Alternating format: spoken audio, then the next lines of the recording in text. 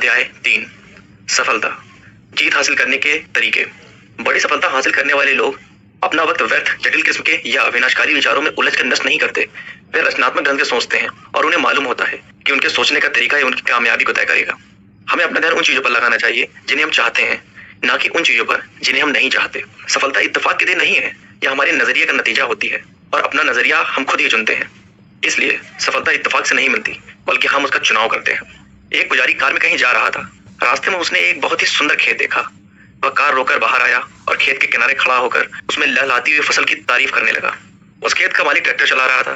पुजारी को देखकर किसान ट्रैक्टर चलाता हुआ उसके पास आया। पुजारी ने उससे कहा, ईश्वर ने तुम्हें बहुत बढ़िया खेत दिया है, तुम्हें उनका एहसानमंद होना चाहिए। किसान ने जवाब दिया, हाँ, ईश्वर ने मुझे बहुत अच्छा खेत दिया है और इसके लिए मैं उन्हें धन्यवाद देता हूँ, लेकिन आपको इसे उस वक्त देखना चाहिए था जब सारा खेत ईश्वर ने अपने हाथों में रखा हुआ था। ज्यादातर नाकामयाब लोग कोई बड़ा लॉटरी पाने का इंतजार करते रहते हैं, लेकिन इस तरीके से उन्हें कामयाबी शायद ही कभी मिल पाती हो। आम आदमी सुरक्षा तलाशता है, जबकि असाधारण लोग अवसर तलाशते हैं। ऐसा क्यों होता है कि कोई इंसान अपनी सफलताओं की कहानी लगातार लिखता जाता है, जबकि दूसरे लोग तैयारी ही करते रह जाते हैं? ऐसा क्यों होता है कि कोई इंसान एक के बाद एक दूसरी रुकावटों को पार करता हुआ अपने लक्ष्य को प्राप्त कर लेता है, जबकि दूसरे लोग संघर्ष ही करते रह जाते हैं और कहीं नहीं पहुंच पाते? अगर हम इन दोनों सवालों के जवाब हासिल कर लें तो हमारी जिंदगी में इंकलाब आ जाएगा। सफलता क्या है? What is success? अगर आप सचमुच सफल होना चाहते हैं तो उन कामों को करने की आदत डालिए जिन्हें असफल लोग नहीं करना चाहते। सफलता और असफलता के बारे में काफी शोध किया गया है। सफलता का राज सफल लोगों के जीवन के इतिहास को पढ़कर जाना जा सकता है। सफल लोग चाहे जिस दौर में पैदा हुए हों और चाहे जिस क्षेत्र में सक्रिय रहे हों, उनमें कुछ खासियत समान रूप से पाई जाती रही है। सफलता अपने निशान छोड़ती जाती है। यदि हम सफल लोगों के गुणों को पहचान कर उन्हें अपना लें तो हम भी सफल हो जाएंगे। इसी तरह असफल लोग भी कुछ समानताएं होती हैं। यदि हम उनमें पाई जाने वाली कमियों को खुद से दूर कर दें तो असफल नहीं होंगे। सफलता कोई रहस्य नहीं है, यह केवल कुछ बुनियादी उसूलों को लगातार अमल में लाने का नतीजा होती है। इसका उल्टा भी उतना ही सही है। असफलता और कुछ नहीं है, बल्कि कुछ गलतियों को लगातार दोहराने का नतीजा होती है। यह बात आपको काफी सरल लगती होगी, लेकिन हकीकत यह है कि ज्यादातर सच बड़े सरल होते हैं। मैं यह नहीं कह रहा हूँ कि वे आसान होते हैं, लेकिन यह सच है कि वे सरल होते हैं। सदा मुस्कुराना और सबको प्यार करना, गुणीजनों का सम्मान पाना, बच्चों के दिल में रहना, सच्चे आलोचकों से स्वीकृति पाना, झूठे दोस्तों की दगाबाजी को सहना, खूबसूरती को सराहना, दूसरों में खुशियां तलाशना, किसी उम्मीद के बिना दूसरों के लिए खुद को समर्पित कर देना, उत्साह के साथ हंसना और खेलना और मस्ती भरे तराने गाना। इस बात का एहसास कि आपकी जिंदगी ने किसी एक व्यक्ति का जीवन आसान बनाया, यह सच्ची सफलता है। हम सफलता को कैसे परिभाषित करते हैं? How do we define success? किसी आदमी को कौन सी चीज कामयाब बनाती है? हमें सफलता का एहसास कैसे होता है? किसी के लिए सफलता का मतलब दौलत, दूसरे के लिए शोहरत, तीसरे के लिए सेहत, चौथे के लिए पारिवारिक सुख, आत्मसंतुष्टि और मन की शांति हो सकता है। इसका मतलब यह हुआ कि सफलता एक निजी एहसास है। अलग अलग लोगों के लिए इसका अलग अलग मतलब होता है। इस परिभाषा में सफलता की व्याख्या बहुत अच्छे ढंग से की गई है। मूल्यवान लक्ष्य की लगातार प्राप्ति का नाम ही सफलता है। आइए इन परिभाषाओं को सावधानी पूर्वक देखते हैं। निरंतरता, प्रोग्रेसिव का अर्थ यह है कि सफलता लक्ष्य नहीं, बल्कि एक सफर है। हम इस सफर में लक्ष्य पर कभी नहीं पहुंचते। एक लक्ष्य पर पहुंचने के बाद हमारी सफर दूसरे लक्ष्य के लिए शुरू हो जाती है। अनुभूति, रियलाइजेशन का मतलब यह अनुभव करना है। हमें सफलता का एहसास बाहरी चीजों की वजह से नहीं होता, हम इसे अपने भीतर महसूस करते हैं। यह बाहरी नहीं, बल्कि अंदरूनी चीज है। इसलिए कई बार कोई चीज बाहर से सफलता लग सकती है, पर वह हमें अंदर से बिल्कुल खोखली लगती है। सार्थकता, वर्थीनेस का संबंध हमारी मूल प्रणाली से है। मूल रहित लक्ष्य सार्थक नहीं हो सकते। हम किस दिशा में बढ़ रहे हैं, सकारात्मक लक्ष्य की दिशा में या नकारात्मक लक्ष्य की दिशा में? सार्थकता से हमारी सफर का स्तर यानी उसकी गुणवत्ता तय होती है। इसी से हमारे सफर का अर्थ और हमें आत्मसंतुष्टि मिलती है। लक्ष्य महत्वपूर्ण है क्योंकि उनके कारण हमें अपनी दिशा का एहसास होता है। जो सफलता आत्मसंतुष्टि ना दे वह खोखली होती है। मुझे नहीं मालूम कि कामयाबी पाने की कुंजी क्या है, पर हर आदमी को खुश करने की कोशिश करना ही नाकामयाबी की कुंजी है। Bill Cosby. कामयाबी का मतलब यह नहीं है कि हर इंसान आपको कबूल करे और पसंद करे। कुछ ऐसे लोग भी हैं जिनसे मान्यता पाना मैं खुद नहीं चाहूंगा। मूर्खों की आलोचना को मैं घिनौने चरित्र के लोगों की तारीफ से बेहतर मानता हूँ। मैं सफलता को अच्छी किस्मत का नतीजा मानता हूँ, जो हमें प्रेरणा, आकांक्षा, हताशा और तैयारी की वजह से मिलती है। आमतौर पर कामयाबी के सफर का सिलसिला ऐसे ही शुरू होता है। सफलता और प्रसन्नता का चोली दामन का साथ है। सफलता का मतलब यह है कि हम जो चाहें उसे पालें, और प्रसन्नता का मतलब यह है कि हम जो पाएं उसे चाहें। सफलता का मतलब अपने अस्तित्व को कायम रखना भर नहीं है, इसका अर्थ उससे ज्यादा व्यापक है। सिर्फ जिंदगी ना गुजारो, जियो। सिर्फ छुओ नहीं, महसूस करो। सिर्फ देखो नहीं, गौर करो। सिर्फ पढ़ो नहीं, जीवन में उतारो। सिर्फ सुनो नहीं, ध्यान से सुनो। सिर्फ ध्यान से ही ना सुनो, समझो। John H Rhodes. सफलता की राह में आने वाली कुछ बाधाएं, वास्तविक या काल्पनिक। सम ऑब्स्टिकल्स टू सक्सेस, रियल और इमेजिन्ड।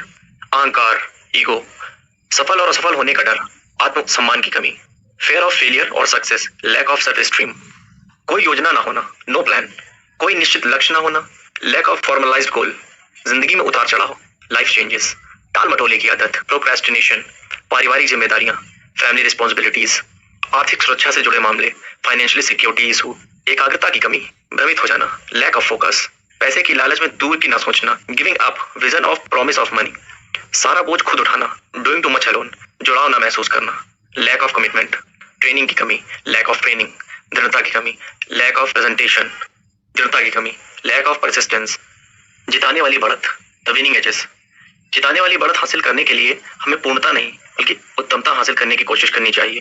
पूर्णता हासिल करने का सपना देखना दरअसल एक दिमागी खलल है, जबकि उत्तमता हासिल करने की कोशिश करना तरक्की की राह पर कदम बढ़ाना है, क्योंकि ऐसा कोई काम नहीं जिसे और बेहतर ढंग से ना किया जा सके। हम केवल थोड़ी सी बढ़त हासिल करने की जरूरत होती है। दौड़ में जीतने वाले घोड़े हारने वाले घोड़े की तुलना में 5 या 10 गुना कामयाबी हासिल कर लेते हैं। क्या वे दूसरे घोड़े से 5 या 10 गुना तेज दौड़ते हैं? बिल्कुल नहीं। उसमें दूसरे घोड़े से थोड़ी सी ज्यादा तेजी होती है, शायद नाक के बराबर ही अंतर होता है, लेकिन उसे 5 या 10 गुना बड़ा इनाम मिलता है। क्या ऐसा होना चाहिए? इसकी परवाह किसे है? इसका कोई मतलब नहीं है। खेल के नियम ही ऐसे हैं। खेल इसी तरह खेला जाता है। हमारी जिंदगी पे भी यही बात लागू होती है। सफल लोग असफल लोगों से 10 गुना ज्यादा तर्रार नहीं होते। हो सकता है कि वे उनसे थोड़े से बेहतर हों, पर उन्हें इतनी तेजी की वजह से ही 10 गुना बड़ा पुरस्कार मिलता है। हमें किसी एक क्षेत्र में 1000% बेहतर बनने की नहीं, बल्कि खुद को 1000 अलग अलग क्षेत्रों में 1% बेहतर बनाने की जरूरत है। ऐसा करना बेहद आसान है, लेकिन जीत दिलाने वाली बढ़त भी यही है, संघर्ष, स्ट्रगल। इतिहास बताता है कि बड़े बड़े विजेताओं को भी जीत से पहले हताश कर देने वाली बाधाओं का सामना करना पड़ा। उन्हें जीत इसलिए मिली कि वे अपनी असफलताओं से मायूस नहीं हुए। हमारा इम्तिहान लेने के लिए जिंदगी में कभी जीत की खुशियां आती हैं तो कभी गम मिलते हैं। यह हम पर निर्भर करता है कि उनका सामना कैसे करें। जीत कोशिश के बिना नहीं मिलती। जीव विज्ञान के एक अध्यापक अपने छात्रों को पढ़ा रहे थे कि सुंडी कैटरपिलर तितली में कैसे बदलती। उन्होंने छात्रों को बताया कि कुछ ही घंटों में तितली अपनी खोल से बाहर निकलने की कोशिश करेगी। उन्होंने छात्रों को आगाह किया कि वे खोल से बाहर निकलने में तितली की मदद ना करें। इतना कहकर वो कक्षा से बाहर चले गए। छात्र इंतजार करते रहे। तितली खोल से बाहर निकलने के लिए संघर्ष करने लगी। छात्र को उस पर दया आ गई। अपने अध्यापक की सलाह न मानकर उसने खोल से बाहर निकलने की कोशिश कर रही तितली की मदद करने का फैसला किया। उसने खोल को तोड़ दिया, जिसकी वजह से तितली को बाहर निकलने के लिए और मेहनत नहीं करनी पड़ी, लेकिन वह थोड़ी ही देर में मर गई। वापस लौटे पर शिक्षक को सारी घटना मालूम हुई। तब उन्होंने छात्रों को बताया कि खोल से बाहर आने के लिए तितली को जो संघर्ष करना पड़ता है। तितली की मदद करके छात्रों ने उसे संघर्ष करने का मौका नहीं दिया। नतीजा यह हुआ कि वह मर गई। अपनी जिंदगी पर भी यही उसूल लागू कीजिए। जिंदगी में कोई भी कीमती चीज संघर्ष के बिना नहीं मिलती। माँ बाप अपने बच्चों को शक्ति हासिल करने के लिए संघर्ष करने का मौका नहीं देते। इस तरह वे जिन्हें सबसे अधिक चाहते हैं उन्हीं को नुकसान पहुंचा बैठते हैं। बाधाओं को दूर करें, ओवरकमिंग ऑब्स्टिकल्स।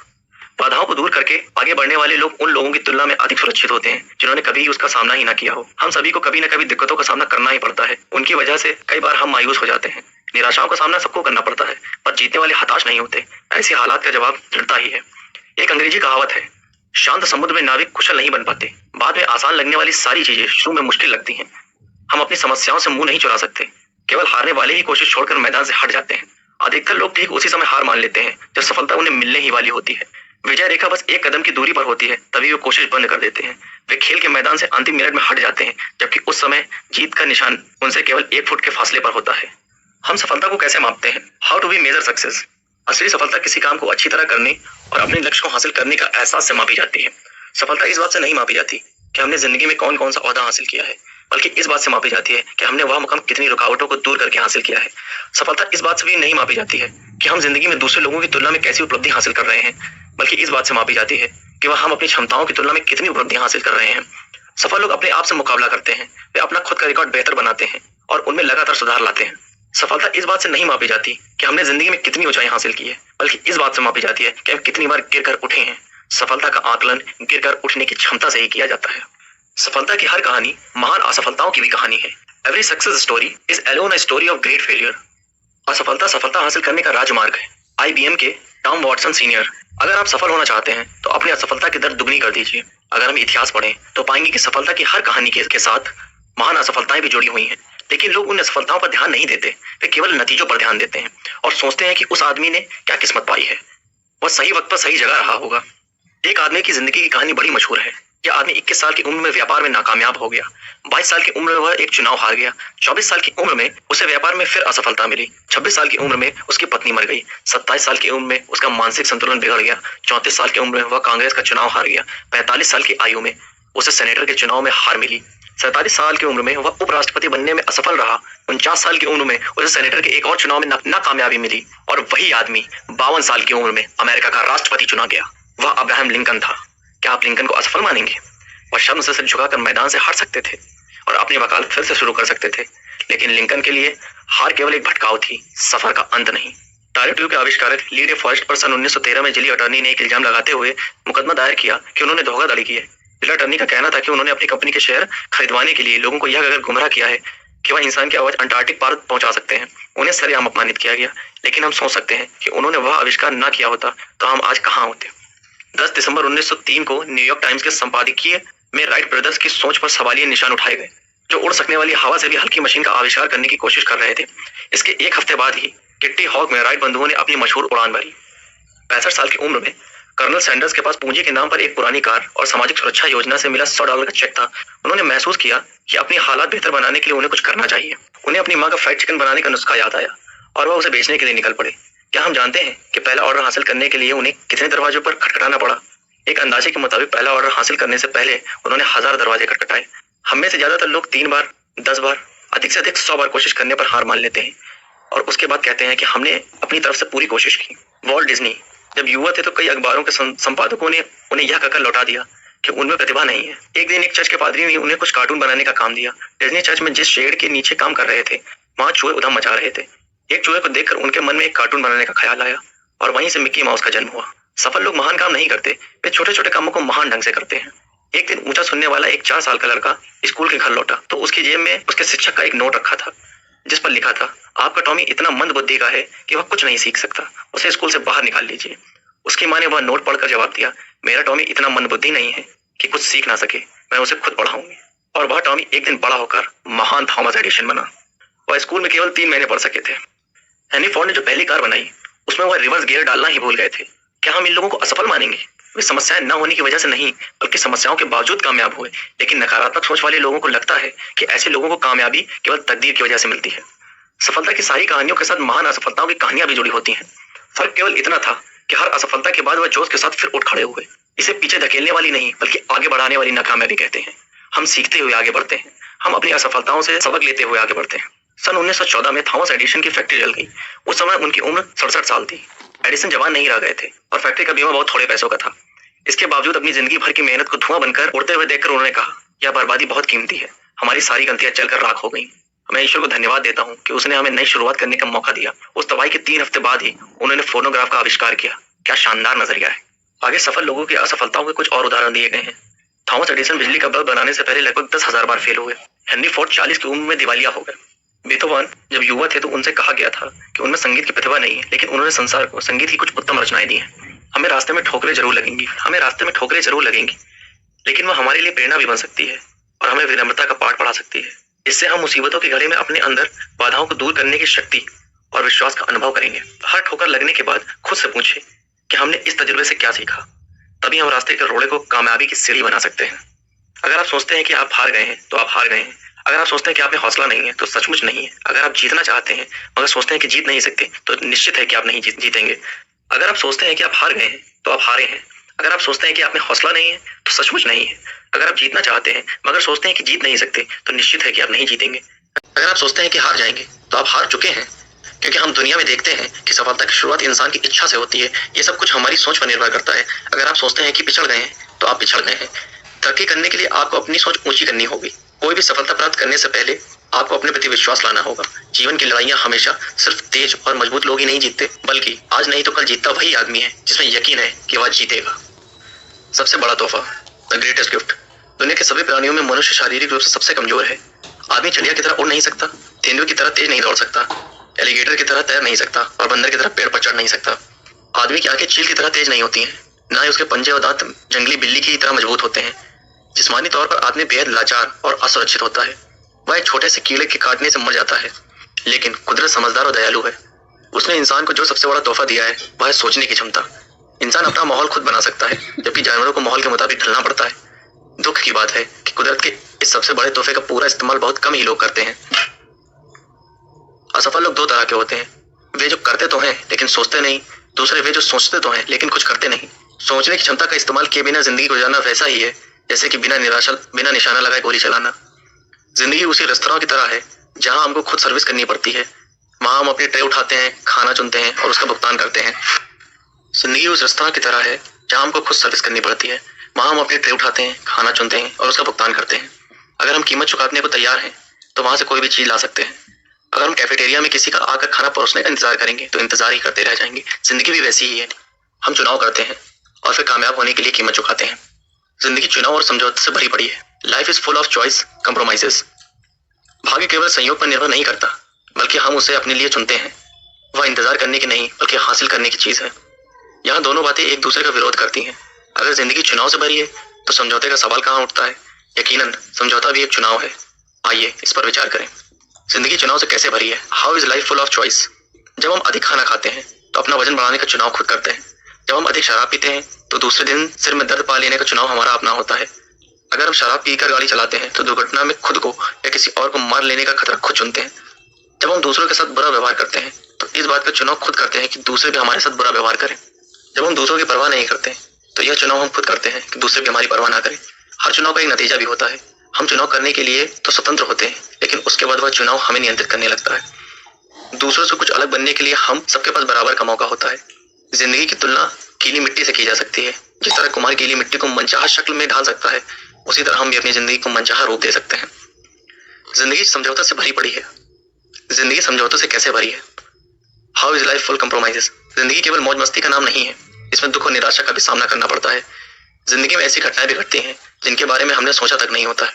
कई बार हर चीज उल्टी पलटी हो जाती है। अच्छे लोग के साथ बुरी घटनाएं घट जाती हैं। कुछ चीजें हमारे काबू से बाहर होती हैं, जैसे कि अपाहिज होना या शरीर में कोई जन्मजात दोष होना। हम अपने माँ बाप और पैदा होने के वक्त के हालात को तो नहीं चुन सकते। अगर तकदीर ने हमारे साथ नाइंसाफी की है तो मुझे अफसोस है, लेकिन ऐसा हो ही गया है तो अब हम क्या करेंगे? चीखिए, चिल्लाइए या तकदीर की चुनौतियों को मंजूर करते हुए आगे बढ़िए। यह चुनाव हमको करना है। किसी साफ दिन में हमको झील में सैकड़ों नावें तैरती दिखाई देंगी। हर नाव अलग दिशा में जा रही होगी। हवा के एक ही दिशा में बहने के बावजूद नाव अलग अलग दिशाओं में जा रही होती हैं। क्यों? इसलिए कि उनके पाल को उसी ढंग से लगाया जाता है और इसका फैसला नाविक करता है। यही बात हमारी जिंदगी पर भी लागू होती है। हम हवा के बहाव की दिशा तो नहीं चुन सकते, पर पाल लगाने का ढंग चुन सकते हैं। सेहत, खुशी और सफलता हर आदमी की जूझने की क्षमता पर निर्भर होती है। बड़ी बात यह नहीं है कि हमारी जिंदगी में क्या घटित होता है, बल्कि यह है कि जो घटित होता है हम उसका सामना कैसे करते हैं। George Elon.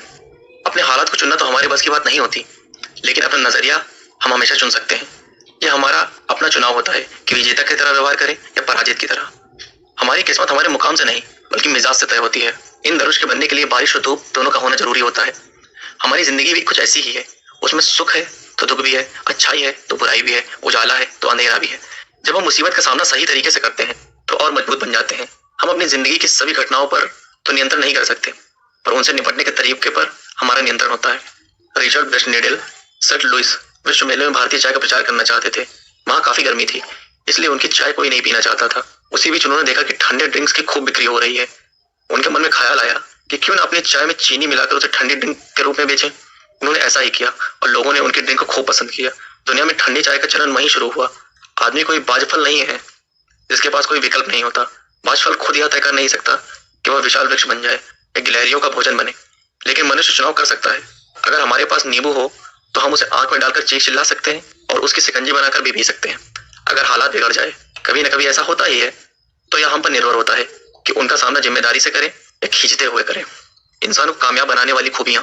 पहली, इच्छा, डिजायर। सफल होने की प्रेरणा किसी मकसद को हासिल करने की गहरी इच्छा से जन्म लेती है। नेपोलियन हिल ने लिखा है, इंसान का दिमाग चीजों को सोच सकता है या जिन चीजों पर यकीन कर सकता है उन्हें हासिल भी कर सकता है। एक युवक ने सुकरात से सफलता का रहस्य पूछा।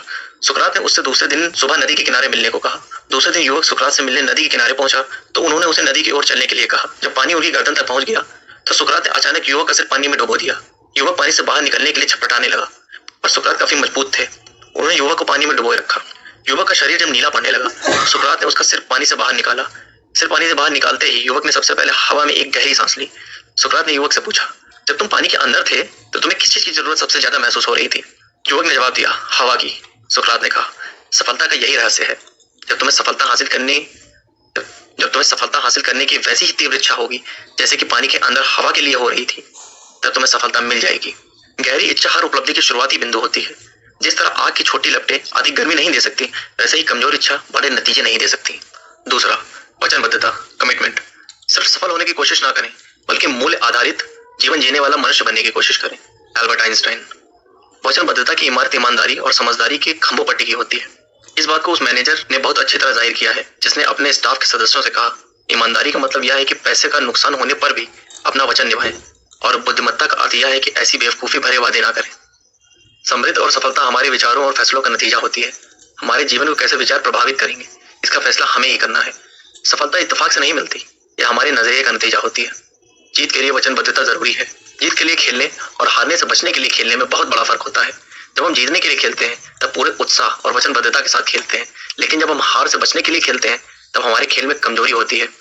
जब हम हार से बचने के लिए खेलते हैं तो दरअसल हम नाकामयाबी को टालने के लिए खेलते हैं। हम सभी जीतना चाहते हैं, लेकिन जीत की तैयारी की कीमत चुकाने के लिए बहुत कम लोग तैयार होते हैं। विजेता जीतने के लिए वचनबद्ध होते हैं और खुद को उसी के मुताबिक ढाल लेते हैं। जीत के लिए खेलने के पीछे कई प्रेरणा होती है, जबकि हार से बचने के लिए खेलने के कारण हताशा होती है। हमें आदर्श परिस्थितियां कभी नहीं मिलती, वैसी परिस्थितियां कभी बनेंगी भी नहीं। आप लक्ष्य तक न किनारे खड़े होकर पहुंच सकते हैं और न ही धारा के साथ बहकर। आपको कभी हवा के साथ तो कभी हवा के विपरीत नाव चलानी होगी, लेकिन उसे लगातार चलाते रहना होगा। कभी किसी कोच या खिलाड़ी से पूछिए कि सबसे अच्छी और सबसे घटिया टीम के बीच कितना फर्क होता है। दोनों टीमों में खिलाड़ियों की शारीरिक क्षमता, प्रतिभा और योग्यता में बहुत मामूली फर्क होता है। उनके बीच सबसे बड़ा अंतर भावनात्मक स्तर पर होता है। जीतने वाली टीम में समर्पण की भावना होती है और अतिरिक्त प्रयास करती है। उसमें जीतने की प्रबल इच्छा होती है। एक विजेता के लिए मुकाबला जितना कड़ा होता है, उसका प्रोत्साहन उतना ही बढ़ जाता है। प्रेरणा और प्रबल हो जाती है, कार्य क्षमता बढ़ जाती है, जीत का आनंद बढ़ जाता है। नई चुनौतियां नई संभावनाओं को जन्म देती हैं। अधिकतर खिलाड़ियों ने सर्वश्रेष्ठ प्रदर्शन तब किया है जब परिस्थितियां उनके हक में नहीं थी। यही वह समय है जब वे अपनी छिपी हुई शक्ति को खींच कर बाहर निकाल लेते हैं। जब मैं थक जाता और थककर रुक जाता तो मुझे उत्सुकता होती थी कि मेरा प्रतिद्वंदी इस समय क्या कर रहा होगा। जब मैं सोच में देखता कि वह अभी भी प्रैक्टिस कर रहा है तो मैं और मेहनत करता, और जब मैं देखता कि वह थककर आराम कर रहा है तो मैं और भी कड़ी मेहनत करने लग जाता। Dan Gable, Olympic champion. सफलता का मतलब उपलब्धि नहीं, बल्कि उपलब्धि हासिल करने का एहसास है। कुछ लोग कभी कोशिश नहीं करते क्योंकि उन्हें हारने का डर होता है। वे जहाँ है वहां पर रुकना भी नहीं चाहते, पिछड़ जाने का भी डर होता है। खतरा दोनों तरफ है। समुद्र में चलने वाले जहाजों पर तूफान में फंसने का खतरा मंडराता है, लेकिन वे बंदरगाह पर ही खड़े रहे तो उनमें जंग लग जाएगा, और उन्हें इसलिए तो बनाया नहीं जाता कि खड़े खड़े उनमें जंग लग जाए। जीत के लिए खेले और हार से बचने के लिए खेलने में फर्क होता है। हार से बचने के लिए खेलने वाले में न तो जीतने का संकल्प होता है और न ही खतरा उठाने की चाह।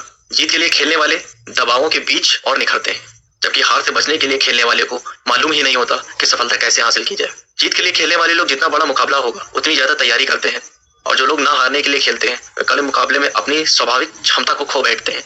वे जीतने की कोशिश पर ध्यान लगाने के बजाय हार के डर से अपना जोश गंवा बैठते हैं। हारने वाले सुरक्षा चाहते हैं, जबकि जीतने वाले अवसर तलाशते हैं। हारने वालों को मौत से अधिक जिंदगी से डर लगता है। हमें याद रखना चाहिए कि असफल हो जाना कोई अपराध नहीं है, पर कोशिश न करना यकीनन अपराध है। किसी व्यक्ति के जीवन की क्वालिटी उसके बेहतर काम करने की कमिटमेंट पर निर्भर करती है, फिर चाहे उसका कार्य क्षेत्र कोई भी हो। प्रतिबद्धता दृढ़ विश्वास से बढ़ता है। चाहत और दृढ़ विश्वास में फर्क बहुत है। चाहत और दृढ़ विश्वास में बहुत फर्क है। हमारी चाहत तो बदली जा सकती है, लेकिन दृढ़ता और विश्वास अटल है। दबाव पड़ने पर चाहत बदल जाती है, लेकिन इंसान का दृढ़ विश्वास और मजबूत हो जाता है। इसलिए इंसान की सोच अच्छी होनी चाहिए ताकि वह सार्थक चीजों में ही मजबूती से विश्वास करे, क्योंकि प्रतिबद्धता से ही बढ़ता है। तीसरा, जिम्मेदारी, रिस्पॉन्सिबिलिटी। जिम्मेदारी जब हमारी दिली इच्छा भी बन जाती है तो उससे संतोष और खुशी मिलती है। George glitter. चरित्रवान लोग जिम्मेदारियों को कबूल करते हैं, वे फैसले लेते हैं और अपनी तकदीर खुद संभालते हैं। जिम्मेदारी कबूल करने पर खतरा उठाना पड़ता है, जवाबदेह होना पड़ता है। कई बार इसमें दिक्कत महसूस होती है। ज्यादातर लोग बिना कोई जिम्मेदारी लिए अपनी आरामगाह में हाथ पर हाथ रखकर बैठे रहना पसंद करते हैं। वे कुछ कर गुजरने के बजाय जिंदगी इस इंतजार में बिताते हैं कि कुछ होगा। जिम्मेदारियां कबूल करने का मतलब बेवकूफी भरे नहीं, बल्कि 90 तोले खतरे उठाना है। इसका मतलब कोई सही फैसला लेना या सही कार्रवाई करने से पहले मसले से जुड़े सारे अच्छे बुरे पहलुओं को नाप तौल लेना है। जिम्मेदार लोग यह नहीं सोचते कि उनको जीने की सहूलतें मुहैया कराना दुनिया का काम है। आप बचत को नजरअंदाज करके खुशहाल नहीं हो सकते। आप मजबूत को कमजोर करके कमजोर को मजबूत नहीं बना सकते। आप अमीरों को गरीब बनाकर गरीबों को अमीर नहीं बना सकते। आप रोजगार देने वालों को नुकसान पहुंचाकर रोजगार लेने वाले नहीं बन सकते। आप इंसान की आजादी छीनकर चरित्र और हिम्मत नहीं बढ़ा सकते। आप आपसी द्वेष को बढ़ावा देकर भाईचारा नहीं बढ़ा सकते। आप अपनी चादर से बाहर पैर पसारने के बाद अपनी मुश्किलों से नहीं बच सकते। उन कामों को करके जो लोग खुद कर सकते हैं और जो उन्हें करने ही चाहिए, आप उनकी परमानेंट मदद नहीं कर सकते। Abraham Lincoln. अगर हम किसी बर्फीले पहाड़ी पर चढ़ रहे हो या कोई लड़ाई लड़ रहे हो, एक गलती की वजह से हमारी जान जा सकती है, लेकिन हम में से ज्यादातर लोगों के लिए गलती से ज्यादा आम गलती के बारे में हमारा बर्ताव होता है। जिम्मेदार लोग अपनी गलतियों को कबूल करते हैं और उनसे सीखते हैं, लेकिन कुछ ऐसे लोग भी होते हैं जो अपनी गलतियों से कभी नहीं सीखते। हम अपनी गलतियों के बारे में 3 तरह के नजरिया अपना सकते हैं। पहला, उन्हें नजरअंदाज कर सकते हैं।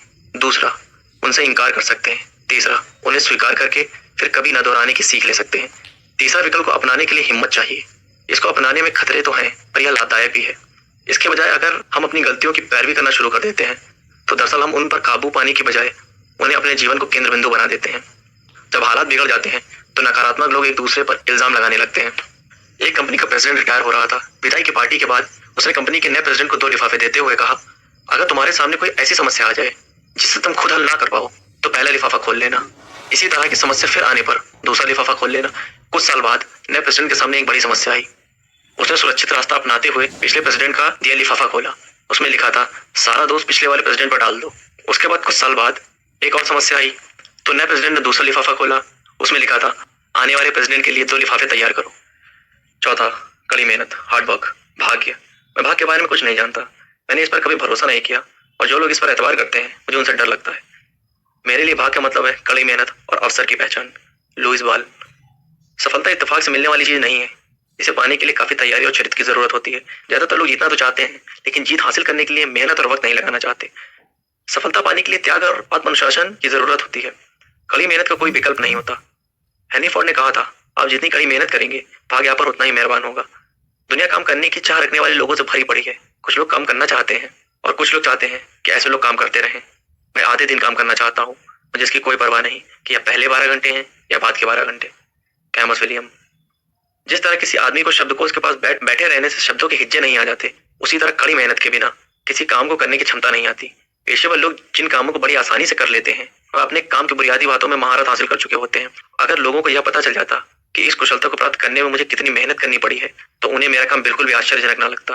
माइकले। एक आदमी अपने काम में अपनी शक्ति का केवल 25% ही इस्तेमाल करता है। दुनिया उन लोगों का सम्मान करती है जो अपने काम में 50% योगदान का इस्तेमाल करते हैं और उन गिने चुने लोगों को सिर्फ आंखों पर बैठाती है जो अपनी क्षमता का 100% इस्तेमाल करते हैं। Andrew Carnegie. सफल लोग यह नहीं पूछते हैं कि कितना काम करना है, बल्कि वह यह पूछते हैं कि कितना ज्यादा काम करना है। वह यह पूछते हैं कि कितने घंटे काम करना है और यह नहीं पूछते कि कितने कम समय तक काम करना है। अच्छे संगीतकार रोज घंटों तक रियाज करते हैं। जीतने वालों को अपनी कामयाबी कोई बड़ी बात नहीं लगती क्योंकि उन्होंने उसके लिए लंबे समय तक कड़ी मेहनत की होती है। हम जिन चीजों का आनंद उठाते हैं वह किसी न किसी की बड़ी मेहनत का नतीजा होती है। कुछ काम आंखों को दिखाई पड़ते हैं और कुछ काम दिखाई नहीं पड़ते, लेकिन महत्वपूर्ण दोनों तरह के काम होते हैं। इसलिए अपना काम करके गर्व महसूस कीजिए और जब भी मौका मिले दूसरों की कड़ी मेहनत को तवज्जो और इज्जत देकर सराहिए। अपने काम को सलीके और कड़ी मेहनत के साथ कीजिए। नतीजे के तौर पर हमें अपनी योजना को पूरा करने में सफलता हासिल होगी और आत्मसंतुष्टि मिलेगी। कभी कभी दूसरे लोग हमारी तारीफ करेंगे लेकिन उसे बोनस मानिए, क्योंकि असली संतुष्टि तो मनुष्य के अंदर महसूस होती है। कुछ लोग नौकरी मिलते ही काम करना बंद कर देते हैं। रोजगार ढूंढने वालों की गिनती बेशक बढ़ रही है और आज भी काम करने वाले अच्छे लोग का मिलना मुश्किल है। कई लोग निकम्मेपन और फुर्सत में फर्क महसूस नहीं करते। निकम्मेपन में वक्त गुजारने का मतलब समय की बर्बादी या चोरी है, जबकि फुर्सत का वक्त आदमी मेहनत करके हासिल करता है। फुर्सत का वक्त बिताने के बाद हम जोश और ताजगी महसूस करते हैं। दूसरी ओर निकम्मापन हमारी ऊर्जा को निचोड़ लेता है। टाल मटोला करते हुए वक्त बिताना निकम्मापन ही है। उत्तमता भाग्य से हासिल नहीं होती, यह कड़ी मेहनत और अभ्यास का नतीजा होती है। कड़ी मेहनत और अभ्यास से मनुष्य हर काम को बेहतर ढंग से कर सकता है। किसी सार्थक काम के लिए कड़ी मेहनत करने का मौका मुहैया कराकर जिंदगी हमें सबसे बड़ा इनाम देती है। Theodore Roosevelt. कड़ी मेहनत अपने आप में यात्रा की शुरुआत भी है और अंत भी। इंसान जितनी कड़ी मेहनत करता है खुद को उतना ही बेहतर महसूस कराता है। अच्छे से अच्छे विचारों पर भी अगर अमल न किया जाए तो वे बेअसर हो जाते हैं। इसलिए इच्छा शक्ति और कड़ी मेहनत के बिना महान प्रतिभाएं भी व्यर्थ हो जाती हैं। हमें कुदरत से सबक लेना चाहिए। बतख पानी के अंदर लगातार पांव चलाती रहती है और ऊपर से शांत और कोमल दिखाई देती है। महान वायलिन वादक एक संगीत समारोह में वायलिन बजा रहे थे। उन्होंने वायलिन बजाना बंद किया तो एक आदमी ने स्टेज पर आकर पूछा, आपके जैसा वायलिन बजाने के लिए मैं अपनी पूरी जिंदगी लगा सकता हूँ। क्रिस्लर ने जवाब दिया, मैं तो लगा चुका हूँ। सफलता पाने के लिए कोई जादू की छड़ी नहीं होती। वास्तविक जीवन में कामयाबी काम करने वाले को ही मिलती है, न कि दर्शकों को। दुलत्ती मारने वाला घोड़ा गाड़ी नहीं खींच सकता और गाड़ी खींचने वाला घोड़ा दुलत्ती नहीं मार सकता। आइए हम दुलत्ती मारना बंद करके गाड़ी खींचे। कड़ी मेहनत के बिना कामयाबी मिलना नामुमकिन है। कुदरत ने चिड़ियों के लिए खाने का इंतजाम तो कर रखा है, पर वह उसे उनके घोंसले में नहीं रख जाती। उन्हें उसे हासिल करने के लिए कड़ी मेहनत करनी पड़ती है। लिखने के लिए मिल्टन रोज सुबह 4 बजे उठ जाते थे। नो वेबस्टर को वेबस्टर डिक्शनरी तैयार करने में 36 साल लग गए। छोटी छोटी उपलब्धियां हासिल करने के लिए भी हमें कड़ी मेहनत करनी पड़ती है, लेकिन छोटी से छोटी उपलब्धि भी बड़ी बड़ी बातों से बेहतर होती है। 5वां, चरित्र, कैरेक्टर। किसी आदमी का चरित्र उसके नैतिक मूल्यों, विश्वासों और व्यक्तित्व से मिलकर बनता है। इसकी झलक हमारे व्यवहार और कर्मों में दिखाई देती है। हमने दुनिया के सबसे कीमती रत्न से भी ज्यादा हिफाजत अपने चरित्र की करनी चाहिए। विजेता बनने के लिए चरित्र आवश्यक है। जॉर्ज वाशिंगटन का कहना था, मुझे उम्मीद है कि मेरे आसपास चीजों का कायम रखने लायक दृढ़ता और सद्गुण हमेशा बने रहेंगे, जिसे मैं सभी उपलब्धियों से अधिक कीमती मानता हूँ, और वह चीज है एक ईमानदार आदमी का चरित्र। इतिहास का रुख चुनावों और लोगों की राय से नहीं बल्कि नेता के चरित्र से तय होता है। सफलता की राह में कई बाधाएं होती हैं। इनसे बचने के लिए चरित्र और कड़ी मेहनत की जरूरत होती है। ऐसा क्यों होता है? ज्यादातर लोग सफलता को तो पसंद करते हैं लेकिन सफल लोगों से नफरत करते हैं। जब भी कोई आदमी समान स्तर से ऊपर उठता है तो उसकी टांग खींचने के लिए बहुत से लोग तैयार हो जाते हैं। हम जब किसी आदमी को पहाड़ की चोटी पर खड़ा देखते हैं तो सोचते हैं कि अफसर ने उसका साथ दिया होगा, लेकिन वह वहां तुक्के से नहीं पहुंचता। उसे वहां पहुंचने के लिए कड़ी मशक्कत करके मुश्किल चढ़ाई चढ़नी पड़ती है। हमारी जिंदगी भी इससे अलग नहीं है। जलते हैं, किसी भी पेशे में नाकामयाब लोग कामयाब लोगों से जलते हैं। आपको हाशिए पर बैठे आलोचक हर जगह मिलेंगे। ये लोग जिंदगी में खुद तो ज्यादा आगे नहीं बढ़ पाते लेकिन काम करने वालों को चीख चीख कर नसीहत देते रहते हैं उन्हें वह काम कैसे करना चाहिए। पर याद रखिए कि ये लोग ना तो नेता है और ना ही कर्ता। इन आलोचकों की वजह से अपने लक्ष्य से मत भटकिए। आम लोग आलोचकों से बचने के लिए सुरक्षित रास्ता अपनाते हैं। वे निंदा से बचने के लिए ना तो कुछ कहते हैं, ना करते हैं, ना ही कुछ बनते हैं। इस तरह वे आलोचकों से तो बचे रहते हैं लेकिन हमेशा सामान्य ही बने रहते हैं। हम जो जो उपाधियां हासिल करेंगे हमारी आलोचना भी बढ़ती जाएगी। आलोचक वह होता है जो दाम तो हर चीज का जानता है लेकिन उन चीजों का महत्व नहीं। अपनी आलोचना कोई पसंद नहीं करता लेकिन ईमानदारी से की गई आलोचना को अपनाने से हमें सीख मिलती है और हमारा विकास होता है। जिस तरह आलोचकों की वजह से मायूस न होने के लिए चरित्र की जरूरत होती है, उसी तरह आलोचकों की बात गौर से सुनने के लिए भी चरित्र की जरूरत होती है। जलन की वजह से की गई आलोचना और ईमानदार आलोचना में फर्क करना बेहद जरूरी है। कामयाब लोगों के पास यह हुनर होता है। इस हुनर का एक हिस्सा आलोचक के मकसद को समझना है, इसका दूसरा हिस्सा और बाकी बड़ा हिस्सा खुद को जानना है। कामयाब लोग खुद को अच्छी तरह समझते हैं, इसलिए उन्हें मालूम हो जाता है कि कौन सी आलोचना सही है। दूसरे लोगों की तरह सफल लोग भी अपनी आलोचना पसंद नहीं करते लेकिन जब उन्हें कोई आलोचना सच्ची लगती है तो वे उसे शांति से साथ धैर्य से सुनते हैं। वो खुद को सुधारने के लिए आलोचक से सलाह मांगते हैं। दरअसल सफल लोग जिन लोगों पर विश्वास करते हैं उनसे आलोचना के लिए अक्सर कहते हैं। वे उनसे पूछते हैं, मैं कैसा काम कर रहा हूँ, मैं खुद को बेहतर कैसे बना सकता हूँ। चरित्र बहुत से गुणों का मेल है। इंसान का चरित्र निष्ठा, निस्वार्थ भावना, समझ, दृढ़ विश्वास, साहस, वफादारी और दूसरों की इज्जत करने जैसे गुणों का मेलजोल होता है। कोई खुशनुमा चरित्र वाला व्यक्ति कैसा होता है? उसका अपना एक स्तर होता है। उसमें आत्मसंयम होता है, वह संतुलित होता है, वह दूसरों का ध्यान रखता है, वह बहाने नहीं बनाता। वह जानता है कि शिष्टाचार और सलीके से पेश आने के लिए छोटी छोटी कुर्बानियां देनी पड़ती हैं। वह अपनी पिछली गलतियों से सीखता है। वह पैसे या ऊंचे खानदान की देन नहीं होता। वह अपने फायदे के लिए दूसरों को तबाह नहीं करता। उसमें दिखावा नहीं बल्कि असलियत होती है। उसमें ऊंचे लोगों की सोबत में रहने की काबिलियत तो होती ही है, साथ ही आम आदमी वाला अंदाज भी होता है। उसके शब्दों में मिठास, नजर में हमदर्दी और मुस्कान में शराफत होती है। उसमें अत्याचार के विरोध में खड़ा हो सकने वाला स्वाभिमान होता है। वह अपने साथ और दूसरों के साथ सहज रहता है। उसमें एक खास बात होती है जो उसे जीतने वाली बढ़त दिलाती है। वह चमत्कार करता है, वह अद्भुत उपलब्धियां हासिल करता है। उसे पहचानना आसान है लेकिन उसकी व्याख्या करनी मुश्किल है। वह जिम्मेदारियां कबूल करता है, वह विनम्र होता है, वह जीत और हार दोनों स्थितियों में समानता बनाए रखता है। वह भाग्य और प्रसिद्धि का मोहताज नहीं होता। वह कोई नेम प्लेट नहीं होता। उसमें स्थिरता होती है। उसे महसूस किया जा सकता है पर देखा नहीं जा सकता। वह चापलूस नहीं होता, वह विनम्र और शिष्ट होता है। इसमें उत्कृष्टता होती है पर गुरूर नहीं होता। उसमें आत्म अनुशासन और ज्ञान होता है। वह आत्मसंतुष्ट होता है। वह जीतने पर दयावान और हारने पर समझदारी दिखाता है। इंसान का स्वभाव कुछ ऐसा है कि अपनी महानतम उपलब्धियों के क्षणों में वह लापरवाह होने लगता है। कामयाब होने के साथ ही आपको काफी आत्म अनुशासन की आवश्यकता होगी और संतुलन कायम रखते हुए विनम्रता और प्रतिबद्धता का परिचय देना होगा। एच रॉस पैरो। सफलता हासिल करने से भी अधिक मुश्किल उसे संभालना होता है। कई लोग सफल होना तो जानते हैं पर सफल होने के बाद उसे संभालना नहीं जानते। इसलिए योग्यता और चरित्र का चोली दामन का साथ माना जाता है। योग्यता की वजह से आपको सफलता मिलती है और चरित्र सफलता को संभालता है। हम अपनी खोज खुद नहीं करते बल्कि खुद का निर्माण वैसा करते हैं जैसा हम बनना चाहते हैं। चरित्र निर्माण का सिलसिला हमारे बचपन से शुरू होता है और मृत्यु तक चलता रहता है। चरित्र सफलता का मोहताज नहीं होता। जिस तरह बगीचों को नष्ट होने से बचाने के लिए बागवान को लगातार जंगली घासों की निराई करनी पड़ती है, वैसे ही हमें अपने आप की कमियों को दूर करने के लिए चरित्र का निर्माण और विकास लगातार करना पड़ता है।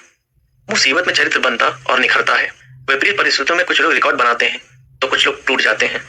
जॉन एफ कैनेडी ने एक बार कहा था कि जब हालात ठीक ना हो तभी आदमी की चरित्र की पहचान होती है। जब सब ठीक ठाक चल रहा हो तो समझ, दया और सहनशीलता दिखाना आसान होता है, लेकिन जब हालात खराब होते हैं तो हम पर काफी दबाव होता है। उस हालत में कुछ लोग ठीक से सोच तक नहीं पाते और अपने आसपास के लोगों पर झल्ला पड़ते हैं। लेकिन कुछ ऐसे लोग भी होते हैं जो उन परिस्थितियों में भी स्पष्ट ढंग से सोचते हैं और दूसरों के साथ इज्जत के साथ पेश आते हैं। इंसान का चरित्र मुसीबतों से ही उबर कर आता है।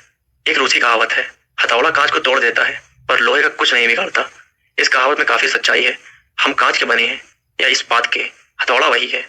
जिस तरह इस्पात का गुण उसमें मौजूद कार्बन से तय होता है, वैसे ही मनुष्य का गुण उसमें उपस्थित चरित्र से तय होता है। छठा, सकारात्मक सोच, पॉजिटिव थिंकिंग। सकारात्मक सोच सकारात्मक विश्वास में फर्क होता है। हम जब अपने विचारों की आवाज सुनते हैं तो वे हमें कैसे लगते हैं, वे सकारात्मक हैं या नकारात्मक। हम अपने दिमाग को सफलता के लिए प्रोग्राम कर रहे हैं या असफलता के लिए। हमारे सोचने के तरीके हमारे काम करने की क्षमता पर गहरा असर पड़ता है। अपने लिए सकारात्मक नजरिया अपनाने और प्रेरित होने का चुनाव हमें रोज करना होता है। सकारात्मक जीवन जीना आसान नहीं, पर नकारात्मक जीवन जीना भी तो आसान नहीं है। मैं तो अपने लिए सकारात्मक जीवन ही चुनूंगा। सकारात्मक सोच हमें हमारी क्षमताओं का भरपूर इस्तेमाल करने में मदद देती है। सकारात्मक विश्वास सकारात्मक सोच से भी बड़ी चीज है। इसका मतलब यह जानना है कि सकारात्मक सोच नतीजा देगी। सकारात्मक विश्वास का मतलब आत्मविश्वास से भरा नजरिया है जो तैयारी से उपजता है। कोशिश के बिना सकारात्मक नजरिया ख्याली पुलाव जैसा है। सातवां, जितना पाते हैं उससे अधिक दें। Give more than you get. आजकल सफलता पाना आसान है। अगर हम जिंदगी में आगे बढ़ना चाहते हैं तो थोड़ा अधिक दौड़ें। हम थोड़ी सी बढ़त की वजह से हमारे लिए कोई कंपटीशन नहीं रह जाएगा। हमको जितना मिलता है क्या हम बदले में उससे थोड़ा ज्यादा देने को तैयार हैं? हम ऐसे कितने लोगों को जानते हैं उससे थोड़ा ज्यादा काम करने की इच्छा रखते हैं? बहुत कम। ज्यादातर लोग जितने काम के लिए भुगतान पाते हैं उतना काम भी नहीं करना चाहते। एक और तरह के लोग भी हैं जो बस उतना करना चाहते हैं जिससे कि काम चल जाए। वे बस अपना कोटा पूरा करते हैं ताकि नौकरी बची रहे। ऐसे बहुत थोड़े से लोग हैं जो जितने काम के लिए भुगतान पाते हैं उससे थोड़ा ज्यादा काम करना चाहते हैं। वे ऐसा क्यों करते हैं? हम जितना काम के लिए भुगतान पाते हैं उससे ज्यादा काम करने के फायदे हैं। हम खुद को ज्यादा महत्वपूर्ण बना लेते हैं, चाहे हम जो भी कर रहे हो। इससे हमारा आत्मविश्वास बढ़ जाता है। लोग हमको लीडर मानने लगते हैं। दूसरे लोग हम पर भरोसा करने लगते हैं। ऊपर के अधिकारी हमारी इज्जत करने लगते हैं। आपसी सहयोग बढ़ता है। हमारे मातहतों और अफसरों दोनों में हमारे लिए वफादारी बढ़ती है। गर्व महसूस होता है और आत्मसंतुष्टि मिलती है। अगर हम थोड़ी सी अधिक मेहनत करें तो हमारे लिए कोई मुकाबला नहीं रह जाएगा। अगर आप किसी के लिए काम करते हैं तो ऊपर वाले की खातिर उसके लिए ईमानदारी से काम कीजिए। किम हब्बर्ड। कड़ी मेहनत करने वाले लोगों की उम्र, तजुर्बा और शैक्षिक योग्यता जो भी हो, उनकी मांग हर जगह होती है। कड़ी मेहनत करने वाले बिना निगरानी के भी काम करते हैं। वक्त के पाबंद और दूसरों की परवाह करने वाले होते हैं।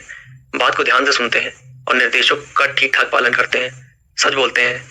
आपात स्थिति में बुलाए जाने पर खींचते नहीं। वो काम सिर्फ काम के लिए नहीं बल्कि नतीजों के लिए करते हैं। हंसमुख और स्पष्ट होते हैं। आपके ग्राहक, दोस्त, जीवन साथी, माँ बाप और बच्चे आपसे जितना चाहते हैं उन्हें हमेशा उससे अधिक देने की कोशिश करें।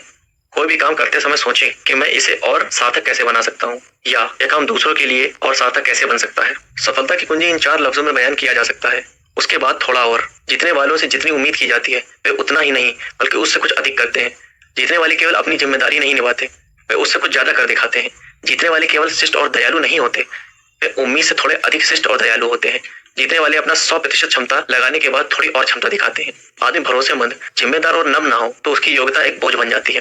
काफी प्रभावशाली शैक्षिक योग वाले कई बेहतर अक्लमंद लोग नाकामयाबी की जीती जागती मिसाल क्यों बने हुए हैं या सामान्य जिंदगी क्यों जी रहे हैं? इसलिए कि उन्होंने किसी काम को अंजाम तक ना पहुंचने देने में महारत हासिल कर ली है और अपने अंदर नकारात्मक ऊर्जा का भंडार जमा किया है। वे जिस काम के लिए भुगतान पाते हैं उसे करना नहीं चाहते, वे केवल उतना ही करना चाहते हैं जिससे उनका काम चल जाए। जब हम जिंदगी में जितना पाते हैं बदले में उससे ज्यादा देते हैं, या जब हम जितना वेतन पाते हैं उससे ज्यादा काम करते हैं, तो हमारे मुकाबले में कोई नहीं रह जाता। यह नजरिया अगली डिग्री से अधिक महत्वपूर्ण है। 8वां, दृढ़ता की शक्ति, द पावर ऑफ परसिस्टेंस। लगातार कोशिश करते रहने के आगे कुछ नहीं टिक सकता, प्रतिभा भी नहीं। इससे ज्यादा कोई आम बात है ही नहीं। बहुत सारे प्रतिभाशाली असफल लोग देखने को मिलते हैं, जीनियस भी नहीं। हारे हुए जीनियस तो एक कहावत है। शिक्षा भी नहीं। दुनिया पढ़े लिखे नासमझों से भरी पड़ी है। लगातार कोशिश और दृढ़ इच्छा ही सर्वसमर्थ है। अपने सबसे बेहतर स्तर को प्राप्त करने की यात्रा आसान नहीं है। यह रुकावटों से भरी पड़ी है। जीतने वाले इन बाधाओं को जीतने और पहले से भी ज्यादा संकल्प के साथ वापस लौटने की क्षमता रखते हैं। हिम्मत ना हारो। जब कोई काम बिगड़ जाए, जैसा कि कभी कभी होगा, जब रास्ता सिर्फ चढ़ाई का ही दिखता हो, जब पैसे कम और कर्ज ज्यादा हो, जब मुस्कुराहट की इच्छा आह बने, जब चिंताएं दब रही हो, तो सुस्ता लो लेकिन हिम्मत ना हारो। भूल भुलैया है ये जीवन, पगडंडियां जिसकी हमें पार करनी है। कई असफल तब लौट गए, पार होते गए तो आगे बढ़ गए। धीमी रफ्तार तो क्या, मंजिल तो एक दिन पाओगे।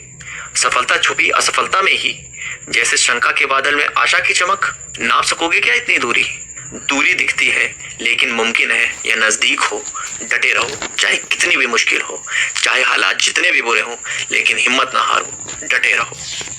महान वायलिनवादी फ्रिट्ज से किसी ने पूछा, आप इतनी अच्छी वायलिन कैसे बजाते हैं? क्या यह भाग की देन है? उन्होंने जवाब दिया, यह अभ्यास का नतीजा है। अगर मैं 1 महीने तक अभ्यास ना करूं तो मेरे वायलिन बजाने में आए फर्क को श्रोता महसूस कर सकते हैं। अगर मैं 1 सप्ताह तक अभ्यास ना करूं तो मेरी पत्नी फर्क बता सकती है और अगर मैं एक दिन अभ्यास ना करूं तो मैं खुद फर्क बता सकता हूं। दृढ़ता प्रतिबद्धता का परिणाम होती है और उसी से संकल्प का जन्म होता है। धैर्य आनंद देता है। कुछ सेकंड या कुछ मिनट तक अपनी क्षमता प्रदर्शित करने के लिए खिलाड़ी सालों अभ्यास करते हैं। दृढ़ता एक फैसला है। यह फैसला लेकर आदमी खुद को कोई काम को पूरा करने का वचन देता है। थक जाने पर कोशिश बंद कर देने की इच्छा होती है, लेकिन जीतने वालों में शांत शक्ति होती है। किसी जीतने वाले खिलाड़ी से पूछिए तो वह हमें बताएगा कि शुरू किए गए काम को पूरा करने के लिए उसे कितनी तकलीफ सही है। दूसरी ओर कई असफल लोगों ने शुरुआत तो अच्छी की, पर शुरू किए गए किसी काम को पूरा नहीं किया। दृढ़ता के लिए लक्ष्य होना जरूरी है। जिस आदमी के पास कोई लक्ष्य नहीं हो उसमें ना तो कभी दृढ़ता आ सकती है और ना ही उसे कभी आत्मसंतुष्टि महसूस हो सकती है। नवा, अपने काम में गर्व महसूस करें। Pride of performance. आज की दुनिया में लोगों ने अपने काम से गर्व की भावना को अलग कर दिया है, क्योंकि इसके लिए कोशिश और कड़ी मेहनत की जरूरत होती है। पर कोई काम अंजाम तक तभी पहुंचता है जब उसके लिए कोशिश की जाती है। नवा, अपने काम में गर्व महसूस करें। Pride of performance. आजकल की दुनिया में लोगों ने अपने काम से गर्व करने की भावना को अलग ही कर दिया है, क्योंकि इसके लिए कोशिश और कड़ी मेहनत की जरूरत होती है। पर कोई काम अंजाम तक तभी पहुंचता है जब उसके लिए कोशिश की जाती है।